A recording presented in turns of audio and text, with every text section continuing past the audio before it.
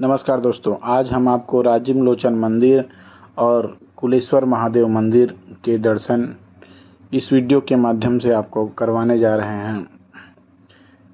यह है कुलेश्वर महादेव मंदिर जो कि त्रिवेणी संगम पे विराजमान है। तो हम लोग निकल पड़े राजिम के लिए। नयापाड़ा यहाँ से 23 किलोमीटर दूर है। आप बाइक से भी आ सकते हैं, ट्रेन से भी आ सकते हैं। तो मैं पहुँच गया हूँ त्रिवेणी संगम के ब्रिज के पास और ये रहा हमारा राजिम। और यहाँ से राम वनगमन पर्यटन परिपथ है और थोड़े ही दूर में यहाँ पे आपको दिखाएंगे राजिम लोचन मंदिर के लिए जाने और कुलेश्वर महादेव जाने के लिए यहाँ पे टर्निंग है। ये वो नदी है और ये मुख्य द्वार है राजिम का। यहाँ से जैसे ही जून के माह में यहाँ पे घूमने के लिए आए हैं तो अभी यहाँ पे उतना पानी नहीं आया है। तो हम लोगों ने वहाँ से लक्ष्मण झूला के रास्ते कुलेश्वर महादेव मंदिर जाने का सोचा। तो हम लोग निकल पड़े लक्ष्मण झूला से होते हुए कुलेश्वर महादेव मंदिर के लिए, क्योंकि बहुत ही भव्य यहाँ पे शासन प्रशासन ने बहुत ही अच्छा यहाँ पे रास्ता बनाया है, जो कि नदी के ऊपर से होते हुए भी वहाँ पे मंदिर तक जाया जा सकता है। तो हम लोग वहाँ का नज़ारा देखते हुए और वहाँ से जाते जाते पूरा व्यू अपने आँखों में भर करके लेके गए, जो कि बहुत ही अच्छी जगह है।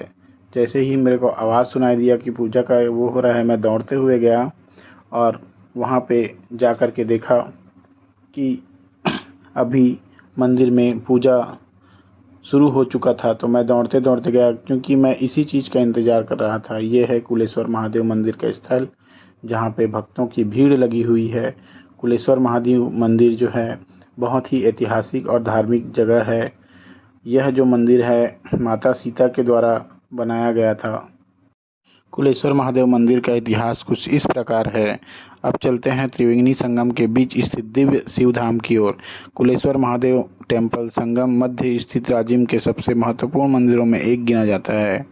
माना जाता है कि इस मंदिर का निर्माण 8वीं से 9वीं शताब्दी के बीच हुआ था। मंदिर कई बार भीषण बाढ़ की चपेट में आया, लेकिन आज भी अडिग खड़ा है। यह प्राचीन भारतीय स्थापत्य कला और इंजीनियरिंग का शानदार उदाहरण माना जाता है कि माता सीता द्वारा स्थापित शिवलिंग रामायण काल से जुड़ी एक मान्यता के अनुसार वनवास के दौरान भगवान राम, माता सीता और लक्ष्मण राजिम आए हुए थे। त्रिवेणी संगम के तट पर माता सीता ने रेत से शिवलिंग बनाकर भगवान शिव की पूजा की थी। यह शिवलिंग आगे चलकर कुलेश्वर महादेव के रूप में प्रसिद्ध हुआ। इसका जो रहस्य है, कहा जाता है कि जब महानदी में बाढ़ आती है तो मंदिर पूरी तरह जल से घिर जाता है। फिर भी सदियों से यह मंदिर सुरक्षित बना हुआ है। स्थानीय लोक कथाओं के अनुसार बाढ़ के समय कुलेश्वर मंदिर से आवाज़ आती है, मामा बचाओ, और राजिम लोचन मंदिर की ओर से उत्तर मिलता है, भांजे कुछ नहीं होगा। यह कथा आज भी श्रद्धालुओं के बीच बहुत ही प्रसिद्ध है। इसका राजिम कुंभ का एक इतिहास भी है। अब बात करते हैं राजिम कुंभ की। तो छत्तीसगढ़ का सबसे बड़ा धार्मिक आयोजन माना जाता है। यह वर्ष माघ पूर्णिमा में महाशिवरात्रि तक इसका आयोजन होता है। इस दौरान देश भर से साधु संत, नागा साधु, लाखों श्रद्धालु यहाँ पहुँचते हैं। राजिम कुंभ का विशेष महत्व है। राजिम कुंभ केवल मेला नहीं बल्कि आध्यात्मिक चेतना का महापर्व है। श्रद्धालु त्रिवेणी संगम में स्नान करते हैं और मानते हैं कि इससे पापों का नाश होता है। यहाँ होने वाले यज्ञ, प्रवचन, भजन, संत सम्मेलनों में हजारों लोग भाग लेते हैं। इसका त्रिवेणी संगम का एक अलग ही महत्व है। राजिम में 3 पवित्र नदियों का संगम होता है। पहला महानदी, दूसरा पैरी नदी, तीसरा सोंढूर नदी एक साथ मिलती है। इस संगम को अत्यंत पवित्र माना जाता है। यही कारण है कि लाखों श्रद्धालु यहाँ स्नान करने आते हैं। इसके कई रोचक तथ्य भी हैं। राजिम को छत्तीसगढ़ का प्रयागराज भी कहा जाता है। राजिम लोचन मंदिर 12वीं सदी 1200 वर्ष से अधिक पुराना माना जाता है। कुलेश्वर महादेव मंदिर त्रिवेणी संगम के बीच स्थित है। राजिम कुंभ में हर वर्ष लाखों श्रद्धालु शामिल होते हैं। मंदिरों की वास्तुकला प्राचीन भारतीय कला का उत्कृष्ट उदाहरण है और यह जो कुलेश्वर महादेव मंदिर है यह बहुत ही प्राचीन है। आप देख सकते हैं इसके खंभों में जो पत्थर के बने हुए हैं, जो कि वास्तुकला का एक अटूट नमूना है। यह अभी के समय में आपको कहीं भी देखने को नहीं मिलेगा। यह जो जगह है परिवार के साथ देखने लायक और घूमने लायक बहुत ही पवित्र जगह है। साथ ही यहाँ पे आप मेले में भी आ सकते हैं।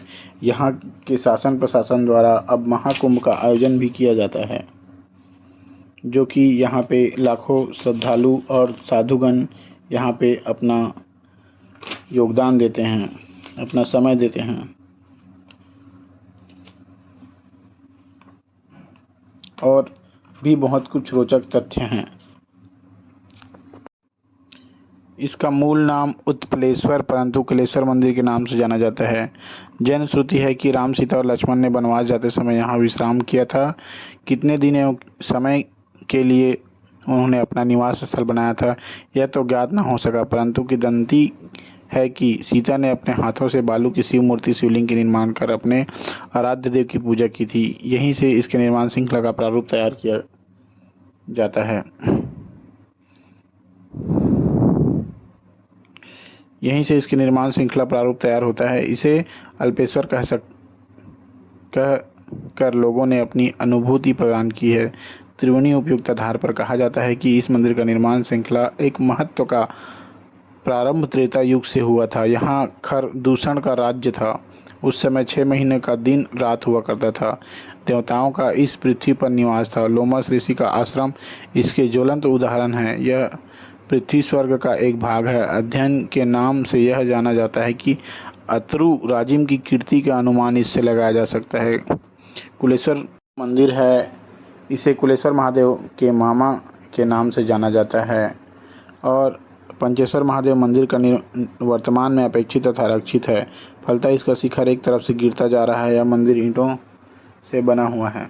ही दूर में राम वनगमन पथ के जगह पे राम के याद में बहुत बड़ा यहाँ पे पार्क बनाया गया है, जहाँ पे भगवान राम की मूर्ति का स्थापना किया गया है, जो कि बहुत ही भव्य और आकर्षक लगता है। हमने वहाँ पे पास में जा कर के भी वहाँ पे देखा, जो कि बहुत ही अच्छा प्रतीत हुआ।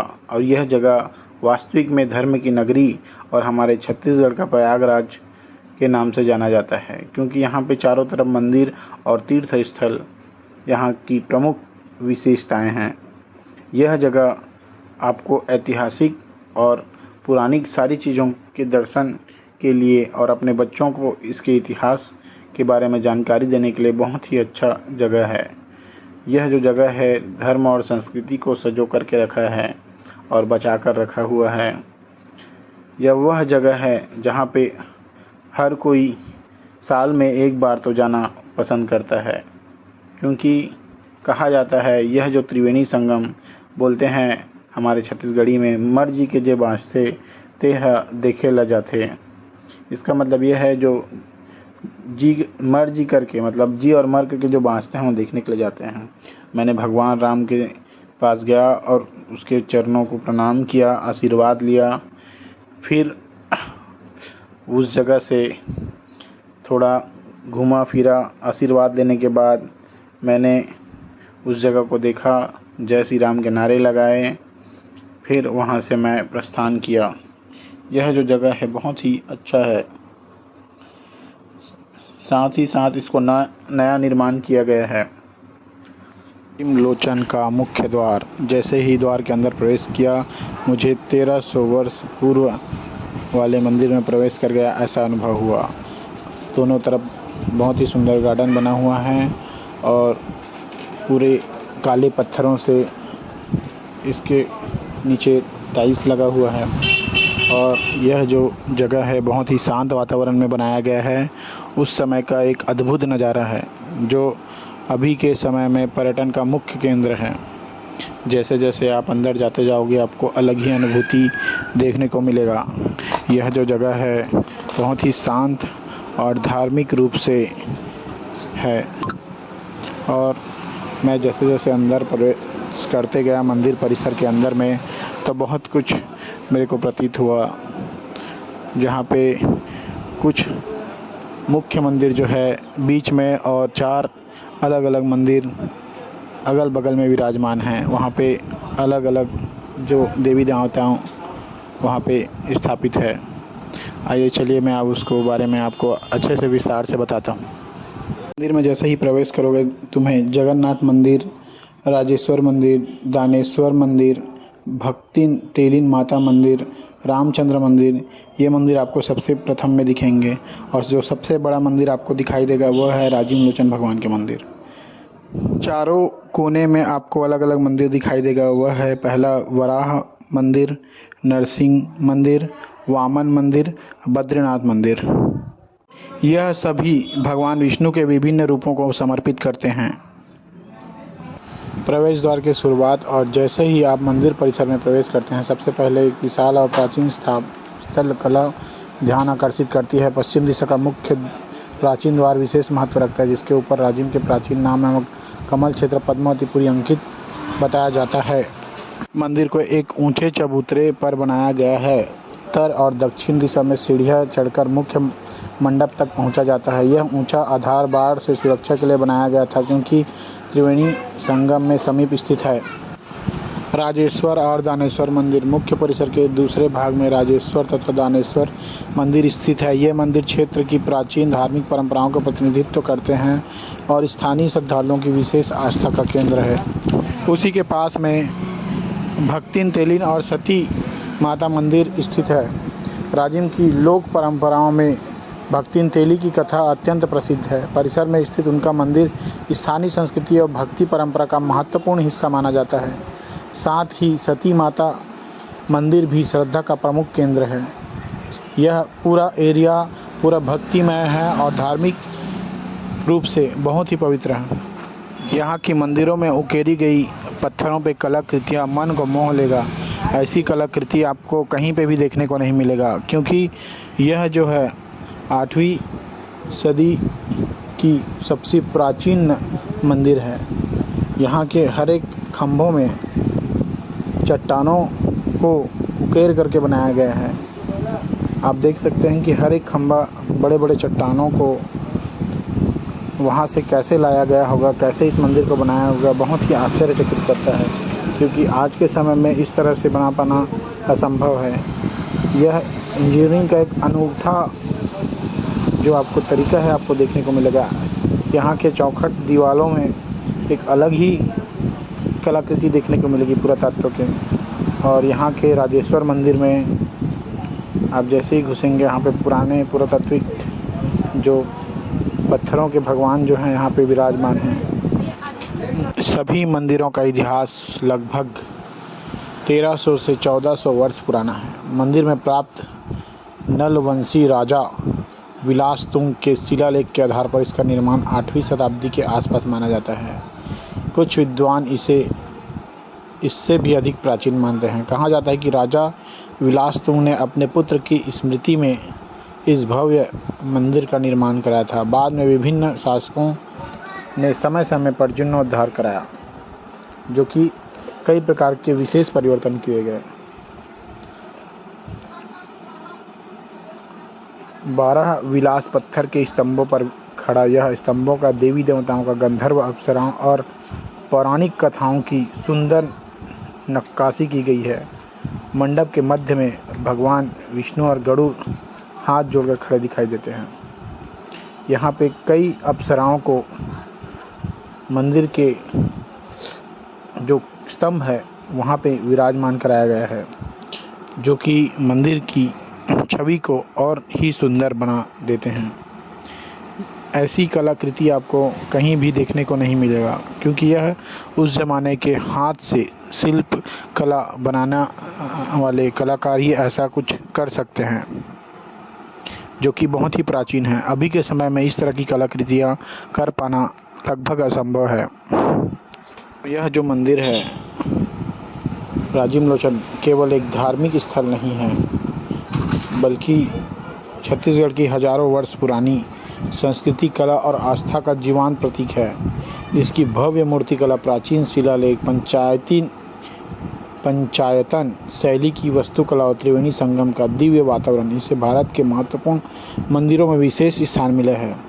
यदि आप कभी राजिम आए तो प्रवेश द्वार से लेकर गर्भगृह तक हर मूर्ति, हर स्तंभ, हर मंदिर को ध्यान से देखें, क्योंकि यहाँ का प्रत्येक पत्थर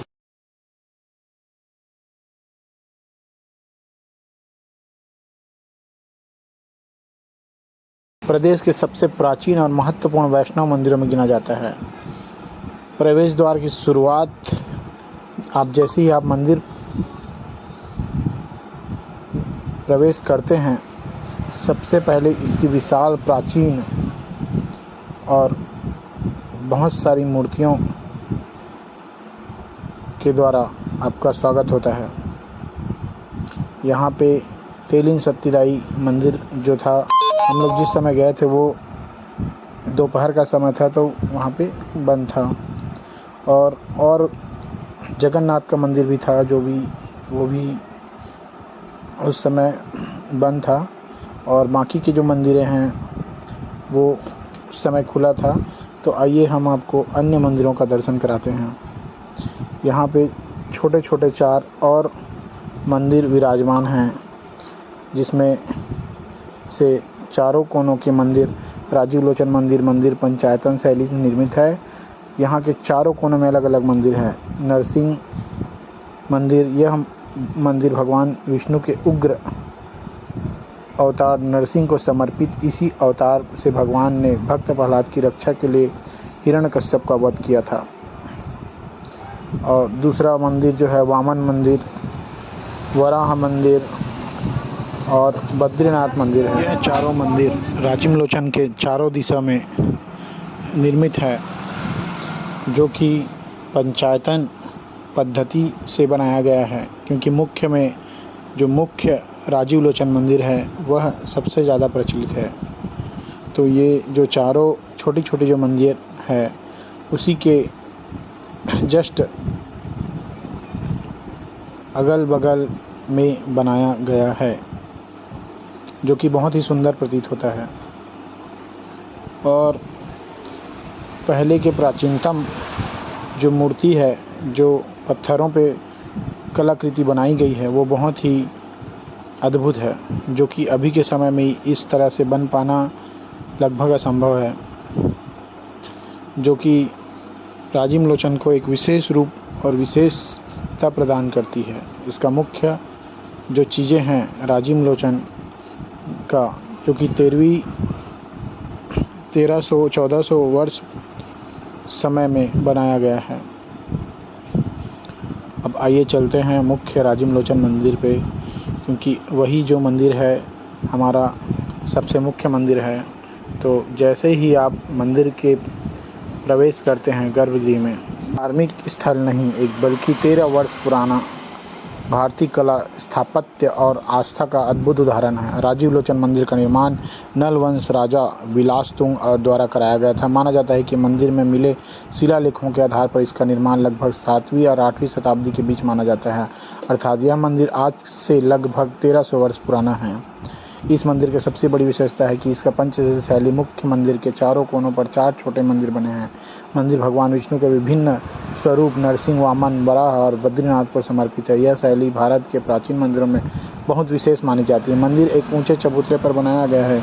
इसकी ओर जाने के लिए उच्च दक्षिण दिशा में सीढ़ियां बनी हुई हैं। दूर से देखने पर मंदिर का शिखर और भव्य रचनात्मक मंदिरों का आकर्षित करती है।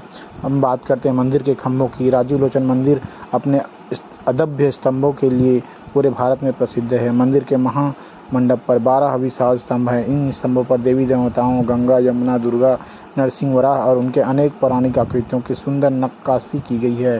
1300 वर्ष बीत जाने के बाद भी इन मूर्तियों की सुंदरता आज भी लोगों को आश्चर्यचकित कर देती है। महामंडप के बीच में भगवान विष्णु के वामन गरुड़ हाथ जोड़कर खड़े दिखाई देते हैं। ऐसा लगता है मानो वे आज भी अपने प्रभु की आराधना कर रहे हैं। अब चलते हैं गर्भगृह की ओर।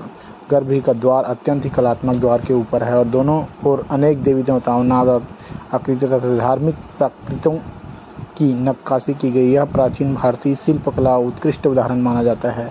गर्भगृह में भगवान राजीव लोचन विराजमान है। राजीव लोचन का अर्थ है कमल के समान सुंदर नेत्रों वाला भगवान। यहाँ मूर्ति काले पत्थर से निर्मित भगवान की विष्णु की चतुर्भुजी प्रतिमा है। भगवान के चारों हाथों में शंख, चक्र, गदा और पद्म सुशोभित है। यह प्रतिमा मंदिर की सबसे बड़ी आध्यात्मिक विशेषता मानी जाती है। मंदिर का शिखर भी अत्यंत आकर्षक और इसकी ऊंचाई लगभग 50 फीट मानी जाती है और इसकी शैली प्राचीन उत्तर भारतीय नागर स्थापत्य पर आधारित है। एक और रोचक तथ्य यह है कि मंदिर महानदी, पैरी नदी और सोंढू नदी के त्रिवेणी संगम के पास स्थित है। इसी कारण राजिम को छत्तीसगढ़ का प्रयागराज भी कहा जाता है। हर वर्ष हजारों श्रद्धालु यहाँ दर्शन करने आते हैं और राजिम कुंभ में भाग लेते हैं। राजीव लोचन मंदिर केवल पत्थरों से बना एक भगवान नहीं, बल्कि छत्तीसगढ़ की प्राचीन संस्कृति, कला, इतिहास और भक्ति का जीवंत प्रतीक है।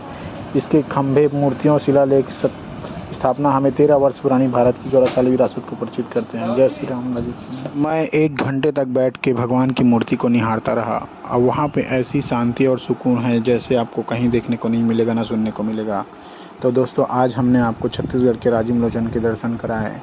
हम आशा करते हैं कि आपको और बहुत सारी अच्छी जगहों का दर्शन कराएंगे। यह जो मंदिर है, आपको यह जानकारी पसंद आई हो तो वीडियो को लाइक करें, शेयर, चैनल को सब्सक्राइब करें और ऐसी ऐतिहासिक धार्मिक तीर्थ यात्राओं के लिए हमारे साथ जुड़े रहिए। और हमारे चैनल को सब्सक्राइब कीजिए और बेल आइकन की घंटी को दबा दीजिए, ताकि ऐसे ही आपको पवित्र और अच्छी जगहों का वीडियो आपको देखने को मिलता रहेगा। धन्यवाद। Thank you.